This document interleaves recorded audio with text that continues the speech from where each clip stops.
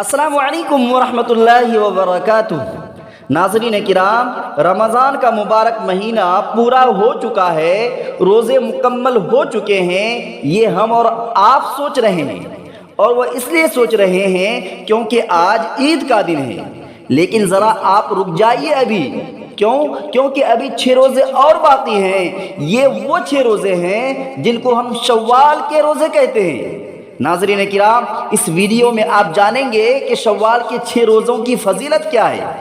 اور کب رکھنے چاہیے، کیا لگاتار رکھنا ضروری ہے، رمضان کے پہلے قضا روزے رکھیں گے یا پھر شوال کے 6 روزے۔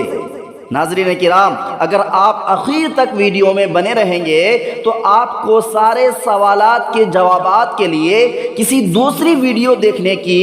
کوئی ضرورت نہیں پڑے گی، لہٰذا آپ آخر تک ویڈیو میں بنے رہیں۔ ناظرین کرام، سب سے پہلے شوال کے 6 روزوں کی فضیلت کے بارے میں بتاتے ہیں۔ ناظرین کرام، رمضان کے روزے رکھنے کے بعد عید کے دن کے علاوہ شوال کے مہینے میں 6 روزے رکھنے کی حدیث میں بڑی فضیلت آئی ہے۔ چنانچہ نبی پاک صلی اللہ تعالی علیہ وسلم کا ارشاد ہے، من صام رمضان ثم اتبعہ 6 من شوال کان کصیام الدہر، یعنی جس نے رمضان المبارک کے روزے رکھے پھر شوال کے مہینے میں 6 روزے رکھے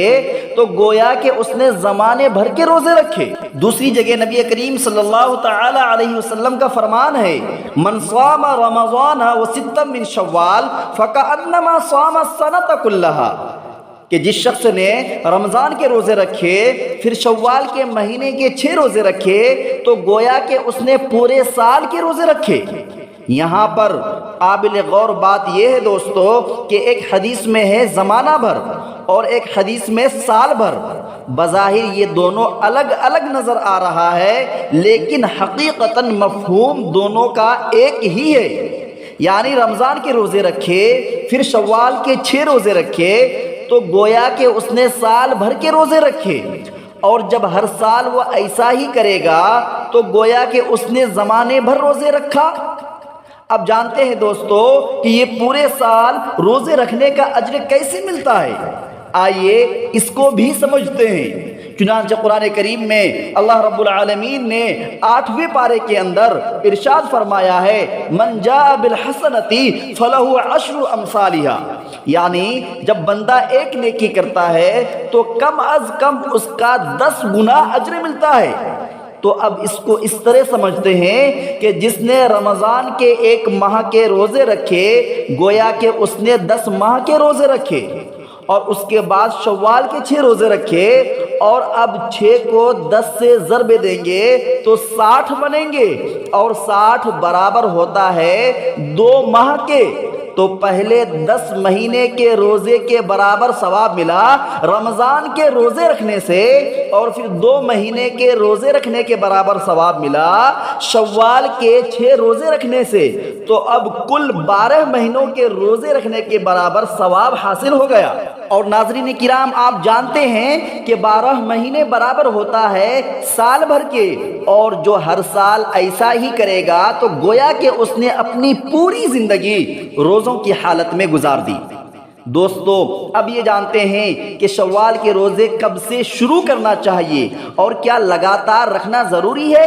تو دوستو، اس کا جواب یہ ہے کہ آپ 1 شوال یعنی عید کے دن کو چھوڑ کر 2 شوال سے لے کر مہینہ کے آخر تک لگاتار بھی رکھ سکتے ہیں، اور اگر آپ چاہیں تو وقفہ کے ساتھ یعنی الگ الگ کر کے بھی رکھ سکتے ہیں۔ دوستو، دھیان رہے کہ 2 شوال یعنی عید کے دوسرے دن سے ہی شروع کرنا لازم اور ضروری نہیں ہے، بلکہ آپ 1 شوال یعنی عید کے دن کو چھوڑ کر کسی بھی تاریخ سے شروع کر سکتے ہیں۔ آپ 2 شوال سے بھی شروع کر سکتے ہیں، 3 شوال سے بھی شروع کر سکتے ہیں، 4 شوال سے بھی شروع کر سکتے ہیں، آپ چاہیں تو 9 شوال سے شروع کر سکتے ہیں، آپ چاہیں تو 15 شوال سے شروع کر سکتے ہیں، آپ چاہیں تو 19 سے شروع کر سکتے ہیں، اور اگر آپ چاہیں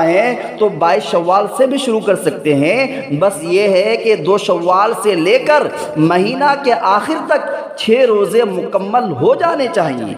اللہ ہمیں ان روزوں کا اہتمام کرنے کی توفیق عطا فرمائے۔